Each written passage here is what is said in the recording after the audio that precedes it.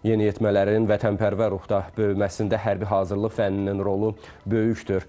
Vətənin keşiyində dayanma, hər bir qarşını qorumaq üçün sözün əsl mənasında yüksək döyüş hazırlığının sirlərinə mükəmməl yiyələnmək lazımdır.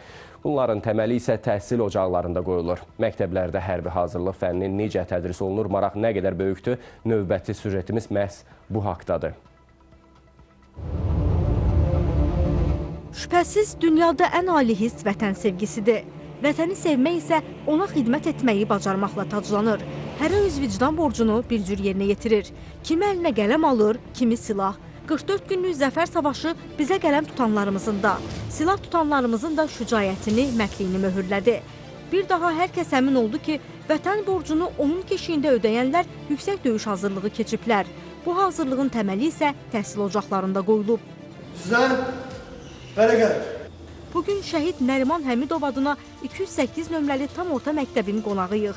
Azərbaycanın qəhrəman oğlunun adını qürurla daşıyan bu məktəbin şagirdləri onun imza atdığı qəhrəmanlıq tarixini yaxşı bilirlər. Bunun bərabərində hərbi biliklərə yiyələnmək Nəriman Həmidov kimi neçə-neçə vətən oğlunun keçdiyi şərəfli yola yenidən nəzər yetirməkdir. Döyüş vəsaitləri, döyüş taktikaları, yəni bunların hamısını öyrədirlər. Əsgərliklə gedəndə burada keçirilən dərslərin sayəsində orada daha rahat bilikli olacağıq. Gördüyünüz kimi monitorda atış sahəsində hədəflə vurmağı öyrənib, gələn dərslərdə mina tapmağı öyrənəcəyik inşallah. Bu fənnə məktəbli qızlarımız da böyük maraqla yanaşır. Hər gün yeni bilik və bacarıqlar hərbi hazırlığa marağı günbəgün artırır. Çağrışı qədər hazırlıq dərsində müəllim bizə silahların sökülməsinin, yığılmasının, praktiki dərslər, minalar haqqında məlumatlar verir. Tibbi yardım keçmişik, fövqəladə hallardan çıxış yolunu keçmişik. Mən düşünürəm ki, bu fənni qızlar da bilməlidir. Vətəni qorumaq hər birimizin borcudur. Məktəbin hərbi hazırlıq müəllimi, ehtiyatda olan kapitan Elməddin Həsənov bildirir ki, yeniyetmələrin vətənpərvər ruhda böyüməsində bu fənnin rolu böyükdür. Real döyüş poligonu şəraiti yaradılıbdır. Hal-hazırda bax gördüyünüz elbil bu döyüş şəraitidir.